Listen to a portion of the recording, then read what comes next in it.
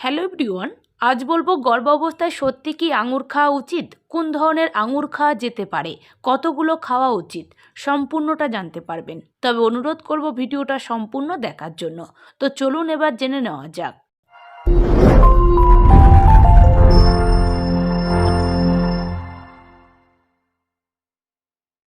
একজন নারীর ক্ষেত্রে গর্ভবতী হওয়ার পর থেকে সন্তান প্রসব হওয়ার আগ পর্যন্ত প্রতিটা মুহূর্ত খুবই চ্যালেঞ্জিং হয়।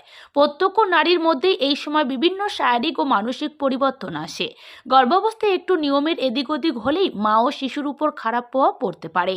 তাই প্রেগনেন্সির সময় প্রত্যেক নারীরই বিশেষ যত্নের প্রয়োজন হয়। প্রত্যেক গর্ভবতী মহিলাকেই চিকিৎসকেরা পুষ্টিকর খাবার খাওয়ার পরামর্শ দিয়ে থাকেন, কারণ গর্ভস্থ শিশু ও মায়ের সুস্বাস্থ্যের জন্য স্বাস্থ্যকর খাবার খাওয়া অত্যন্ত জরুরি। তাই প্রেগনেন্সির সময় কোন খাবার খাওয়া উচিত এবং কোনটা নয় তা জানা খুবই গুরুত্বপূর্ণ। গর্ভাবস্থায় অনেক সময় আঙুর খাওয়ার কথা বলা হয়। এতে অনেক ধরনের পুষ্টিকর উপাদান থাকে। সীমিত পরিমাণে আঙুর খেলে তা মা ও সন্তান উভয়ের জন্যই ভালো।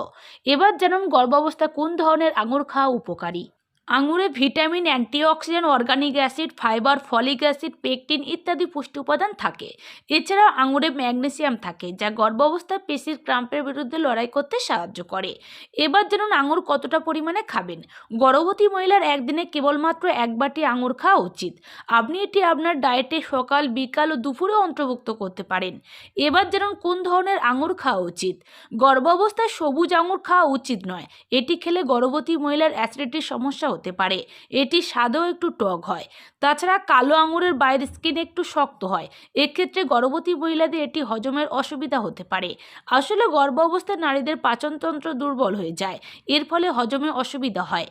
গর্ভাবস্থায় লাল আঙুর খাবেন। গর্ভাবস্থায় লাল আঙুর খাওয়া খুব উপকারী। লাল আঙুরে vitamin K, calcium, iron, antioxidant বৈশিষ্ট্য রয়েছে। এটি খেলে রক্তের অভাব দূর হওয়ার পাশাপাশি পেশি ও হাড় মজবুত হয়। তো বুঝতেই পারলেন গর্ভাবস্থায় কোন ধরনের আঙুর খাওয়া উপকারী।